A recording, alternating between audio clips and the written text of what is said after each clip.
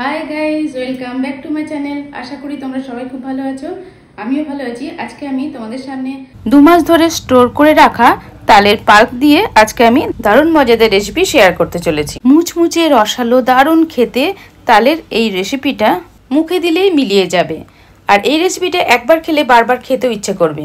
তো আর দেরি না করে চলো চটপট শুরু করে দিচ্ছি। আমি এখানে নিয়ে নিয়েছি 1 কাপ সুজি, সুজির সাথে দিয়ে দিলাম 1/2 কাপ ময়দা, আর দেখো 1 মাস ধরে আমি স্টোর করে রেখেছি সেই তালের মাড়ি। এবার আমি 1/2 কাপ পরিমাণে তালের মাড়ি নিয়ে নিচ্ছি, তবে তালের মাড়িটা বেশ ঘন, এটাকে জাল দিয়ে রাখা হয়েছে। আর আমার চ্যানেলে তালের মাড়ি কী করে স্টোর করতে হয় সেই ভিডিও শেয়ার করা আছে। তালের পাল কী করে খুব সহজ পদ্ধতিতে বের করবে সেরকম 5-6টা উপায় কিন্তু সেখানে দেখানো হয়েছে, সেটার ভিডিওগুলো তোমরা দেখে নিতে পারো। এখন আমি তালের মাড়িটা নিয়ে নিয়েছি, এবার হাত দিয়ে ভালো করে মাখিয়ে নিতে হবে। অবশ্যই এখানে যেহেতু সুজি আছে একটু জলটা টানবে, তোমরা চাইলে এই জায়গাতে একটু দুধ ব্যবহার করতে পারো। তো দুধ আর তালের মাড়ি দিয়ে তোমরা মাখিয়ে নিতে পারো, আর যদি তোমাদের স্টোর করা তাল থাকলে একটু শুকনো শুকনো হয়, যদি তোমাদের মানে সঙ্গে সঙ্গে তালি করে করো তাহলে পরে আর দুধ দেওয়ার কোনো দরকার পড়বে না। আস্তে আস্তে এই ডোটাকে খুব ভালো করে মাখিয়ে নিতে হবে, খুব শক্ত হলে চলবে না, আবার খুব নরম হলেও চলবে না। চাইলে অল্প অল্প করে দুধ দিয়ে ডোটাকে খুব ভালো করে মাখিয়ে নিতে হবে। আর অল্প একটু বেকিং পাউডার আমি এখানে দিয়ে দিয়েছি। এবার আমি এটাকে রেখে দেবো 3-4 ঘন্টার জন্য সেটিং হওয়ার জন্য। তো আমি বাটিতে রেখে দিলাম, এবারে আমি ঢাকা দিয়ে 3-4 ঘন্টা রেখে দিলাম। 3-4 ঘন্টা রেখে দেবো, তো বাইরে রাখতে পারো, ফ্রিজে রাখারও দরকার নেই। এবার আমি 3-4 ঘন্টার পর ফিরে এসেছি, দেখো ডোটা অনেকটাই সেট হয়ে গেছে। এখন আমি এটা থেকে একটু আগে ঢেলে নিচ্ছি, তারপরে আরও একটু ভালো করে ঠেসে নেবো।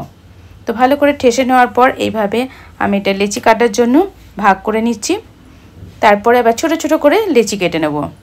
তো এইভাবে কেটে নিলে খুব ভালো হয়, সমান সমান হয়। ওই জন্য প্রথমেই আগে এইভাবে লম্বা করে করে নিয়ে এবার ছোট ছোট টুকরো করে করে আমি কেটে নিচ্ছি। তোমরা চাইলে এখানে কিছু ড্রাই ফ্রুটও অ্যাড করতে পারো, তাতেও কিন্তু খেতে দারুণ মজাদার লাগে। তো আমি এখানে অল্প একটু নুন দিয়েছি, আর একটু বেকিং পাউডার দিয়েছি, আর অল্প একটু দুধ দিয়ে এটাকে ভালো করে মাখিয়ে নিয়েছি। তো বেশ সুন্দর সেট হয়ে গেছে আমার। এগুলো পিস করে কেটে নেওয়া কমপ্লিট হয়ে গেলে এবার হাতে করে এইভাবে চেপে চেপে সেট করে নিতে হবে। অবশ্যই কিন্তু হাতে একটু তেল মাখিয়ে নেবে, তাহলে এই গোল গোল বলটা বানাতে খুবই সহজ হবে, আর একদম ওপরটা সারফেসটা আর কি স্মুথ হবে। তো আমি এইভাবে হাতে ভালো করে তেলও লাগিয়ে নিচ্ছি মাঝে মধ্যে, আর একটা এই যে লেচিটা কেটেছি সেটাকে আগে ভালো করে এইভাবে হাতে করে চেপে চেপে নিলাম, তারপরে আস্তে আস্তে এইভাবে গোল করছি। গোল করে করে সারফেসটাকে স্মুথ বানিয়ে নিচ্ছি, তাহলে দেখতেও ভালো লাগবে, আর রেসিপিটা হয়ে যাওয়ার পর খেতেও কিন্তু বেশ ভালো লাগবে। তো এখন গোল করে নেওয়া কমপ্লিট হয়ে গেছে, একটা পাত্রে আমি রেখে দিচ্ছি এগুলোকে। তো সবগুলোই গোল করা আমার কমপ্লিট হয়ে গেছে, এক পাত্রে রেখে দিলাম। এবার চলে যাব নেক্সট স্টেপে। এইভাবে লেচিগুলো কেটে নিলে একদম সমান বলগুলো তৈরি করা যায়। তো এবার চলে যাচ্ছি নেক্সট স্টেপে। আমি একটা বাটি নিয়ে নিয়েছি, তার ভেতরে দিয়ে দিলাম 1 কাপ পরিমাণে চিনি। চিনির মধ্যে দিয়ে দিচ্ছি 1 কাপ পরিমাণে জল। তো 1 কাপ চিনি আর 1 কাপ জল দিয়েছি, একটু পাতলা ধরনের আমি এটা সিরাটা বানাবো বলে। তাতে দিয়ে দিচ্ছি 1 চুটকি নুন, মিষ্টি ভাবটা আরও ডিপ করার জন্য। এখন আমি গ্যাস অন করে এবার চিনি রসটা তৈরি করার জন্য বসিয়ে দিলাম। ওইদিকে আমি আরেকটা উনানে কড়াই বসিয়ে দিয়েছি। কড়াইটা গরম হয়ে গেছে, এর ভেতরে দিয়ে দিচ্ছি পর্যাপ্ত পরিমাণের তেল। এখানে আমি সাদা তেল ব্যবহার করছি। তো সেই তেলটা গরম হতে হতে আমার এদিকে চিনির রসের চিনিটাও গলতে শুরু করেছে। তো আস্তে আস্তে ভালো করে নেড়ে দিচ্ছি, চিনিটাকে গলিয়ে নিতে হবে, তবে খুব ঘন রস আমি করব না, একটু পাতলা রসই হবে। আস্তে আস্তে গ্যাসের ফ্লেমটাকে সিম করে দিয়ে বসিয়ে রেখেছি। তো আস্তে আস্তে নাড়তে চাড়তে চিনিটা কিন্তু গলে গেছে, পাতলা রসটা আস্তে আস্তে রেডি হয়ে যাবে। এবারে এদিকে তেলটাও কিন্তু গরম হয়ে গেছে। এখন আমি এই বলগুলো একটা একটা করে তেলেতে ছেড়ে দিচ্ছি, তবে অবশ্যই কিন্তু খুব তেলটাকে হিট করলে চলবে না, অল্প হিটে মাঝারি ফ্লেমেতে এগুলোকে আমি ছেড়ে দিচ্ছি। একটা একটা করে ছাড়ার সময় খুব সাবধানে ছাড়বে, গায়ে যেন তেলটা ছিটকে না আসে। তো এইভাবে বলগুলোকে আস্তে আস্তে ছেড়ে দিয়ে লো টু মিডিয়াম ফ্লেমেতে কিন্তু এটাকে উল্টে পাল্টে ভেজে নিতে হবে, নাহলে ভেতরটা কাঁচা থেকে যাবে, ওপরটা ভাজা হয়ে যাবে। তো আমি গ্যাসের ফ্লেমটাকে মাঝারি রেখেই কিন্তু আস্তে আস্তে এবার নাড়তে থাকছি, তবে সাথে সাথেই নাড়বে না, একটুখানি পর নাড়তে থাকবে। তো এগুলো ভালো করে ভেজে নিতে মোটামুটি 3 থেকে 4 মিনিট সময় লাগবে।